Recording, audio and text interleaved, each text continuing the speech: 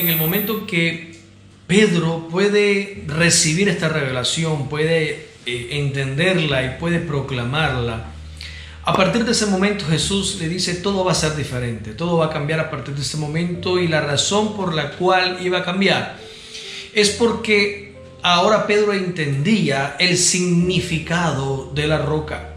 Ahora Pedro sabía que el que estaba delante de él, Jesús de Nazaret, era el Hijo de Dios, lo cual quiere decir que era el mismo Yahvé, el mismo Elohim, manifestándose en semejanza humana en la tierra, en carne y hueso. En ese momento Pedro entendió que tenía delante de sus ojos al admirable, al consejero, al Dios fuerte, al Padre eterno, al Príncipe de paz. Estos son no solo títulos, sino descripciones reales, patentes del ser que estaba delante de Pedro y con los discípulos en esa tarde. Cuando decimos que Jesús es admirable, que es consejero y que es Padre eterno y Príncipe de paz, muchos creyentes devotos, muchos cristianos ortodoxos, muchos cristianos tradicionalistas automáticamente esgrimen que Él no puede ser Padre eterno porque Él es el Hijo. Automáticamente dicen que es una herejía, pero realmente no entienden las palabras del profeta y mucho menos comprenden las palabras del que murió en la cruz. Y es que en el momento que Jesús se presenta a sí mismo como el Hijo de Dios, está diciendo: yo soy el Padre eterno de Israel, manifestándome en semejanza humana, en carne y hueso aquí en la tierra. Por eso el profeta Isaías dijo que lo llamaríamos admirable, consejero, Dios fuerte, Padre eterno y Príncipe de paz. Cuando el apóstol Pedro pudo entender quién era el personaje que tenía delante de él, cuando pudo de manera asombrosa distinguirlo, reconocerlo y proclamarlo, entonces Jesús lo mira y le dice: a partir de ahora, Pedro, serás bienaventurado porque has entendido quién soy.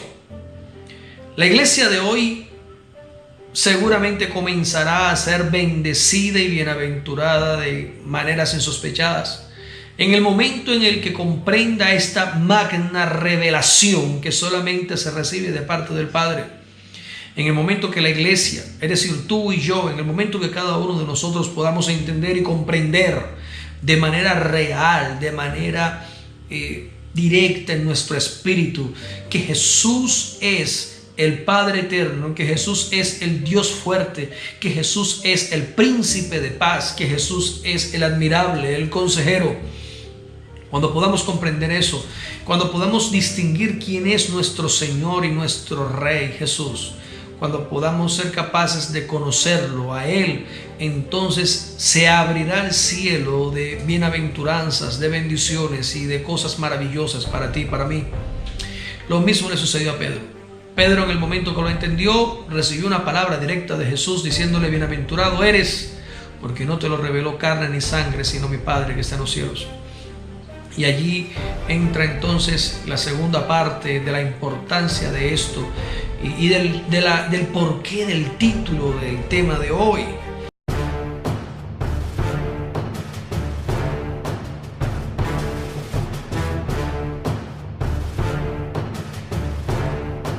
Y es que Jesús le dice: yo también te digo que tú eres Pedro. Recordemos que él le menciona a Simón Bar Jonás, que quiere decir Simón, hijo de Jonás. Él le dice: Simón, ya ahora mismo dejaste de llamarte Simón, y a partir de ahora yo te digo, es decir, te cambio el nombre, y a partir de ahora no te llamarás Simón, sino Pedro.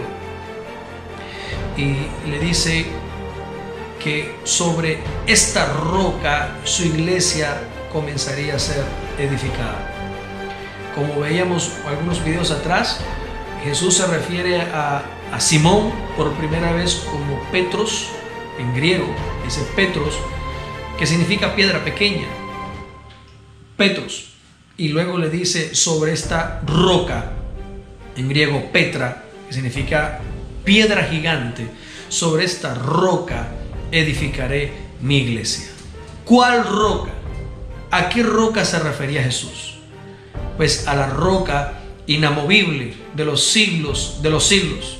La roca que ya vimos en videos anteriores, que es el Dios eterno de Israel. Esa roca inamovible, esa roca inconmovible, esa roca de fundamento estable, esa roca que no puede ser movida ni removida por nadie, es Dios, el Dios de Israel. Pero Jesús le dice a Pedro: ahora que ya entendiste y que te diste cuenta que yo, Jesús de Nazaret, el hijo de José y María, soy la roca de Israel, soy Elohim presentándome delante de ustedes en carne y hueso, soy el Shaddai, soy el Elión y el Olam de Israel, aquí en carne y hueso delante de tus ojos. Ahora que crees que yo soy el que soy, ahora que crees que yo soy está delante de ti, a partir de ahora estás preparado, Pedro, para que comience a edificar yo mi iglesia. Y todos ustedes, los discípulos que estaban allí, todos los discípulos, ustedes, mis discípulos, que ahora entienden quién soy yo, quién yo soy aquí, el eterno Dios de Israel en carne y hueso. A partir de ahora su fe no estará puesta en el hijo de José y María. A partir de ahora su fe no estará puesta en aquel maestro de Israel que decía cosas maravillosas y hacía milagros que nadie había hecho antes. A partir de ahora su fe no estará puesta en el sanador de enfermedades. A partir de ahora su fe no estará puesta en mí como ser humano. A partir de ahora su fe estará puesta en mí como la roca inamovible de los siglos, como el que es, el que era y el que ha de venir, como el principio y el fin, como el mismo Dios en carne y hueso con todos ustedes. Porque ahora han entendido que yo, Jesús de Nazaret, soy Emmanuel. Han entendido que yo soy admirable, que mi nombre es admirable, que soy consejero, que soy Dios fuerte, que soy su Padre eterno y que soy el príncipe de paz. Esa es la roca, y eso es lo que significa que la iglesia esté fundada, establecida sobre la roca. La roca es Cristo. La roca es reconocer, entender y aceptar que Jesús de Nazaret es el mismo Dios, el mismo Yahvé, el mismo eterno Elohim de Israel, manifestándose en carne y hueso, y a quien vimos como el Hijo de Dios, como el unigénito de Dios. Por eso el apóstol Juan dice en su evangelio, en el capítulo 1, el apóstol Juan dice que el Señor se manifestó aquí, diciendo y citando estas palabras, el apóstol Juan dice: el Verbo se hizo carne y habitó entre nosotros, y contemplamos su gloria, gloria como del unigénito del Padre, lleno de gracia y de verdad. Jesús es la roca de Israel, y lo que significa ser la roca de Israel. El significado de esta expresión es que Jesús es el mismo Dios hecho carne. Él es Emmanuel. Si tú eres iglesia de Cristo, entiendes y aceptas y crees que Jesús es la roca de Israel, no como una palabra más o como un dicho más, Jesús es mi roca. No, que realmente entiendas y aceptes, creas en tu corazón que Jesús es Elohim hecho carne, creas que Jesús es admirable, es consejero, que Jesús es Dios fuerte, que Jesús es el Padre eterno, que Jesús es el príncipe de paz, que vimos su gloria como unigénito del Padre, porque el Verbo, el eterno Dios, se hizo carne.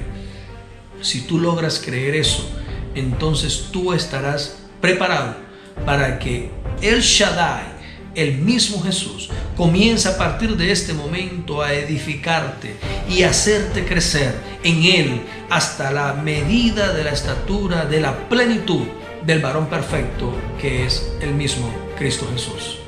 Si tú hoy puedes entender y creer que Jesús es la manifestación vívida, real, tangible y palpable, incontroversial de Dios hecho carne, como lo dice el apóstol Pablo en Timoteo, en 1 Timoteo 3:16, por confesión unánime Dios fue manifestado en carne.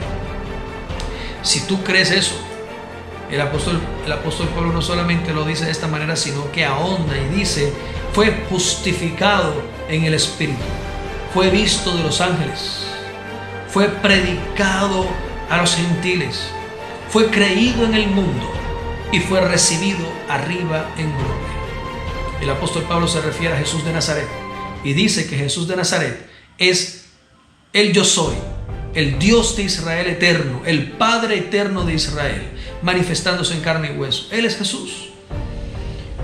Y él comienza esta declaración diciendo, sin controversia alguna, o en las versiones más recientes, por confesión unánime: Jesús es Dios manifestándose en carne. Esa es la roca y ese es el cimiento estable, el fundamento estable que lamentablemente la mayoría de la iglesia cristiana de hoy no tiene.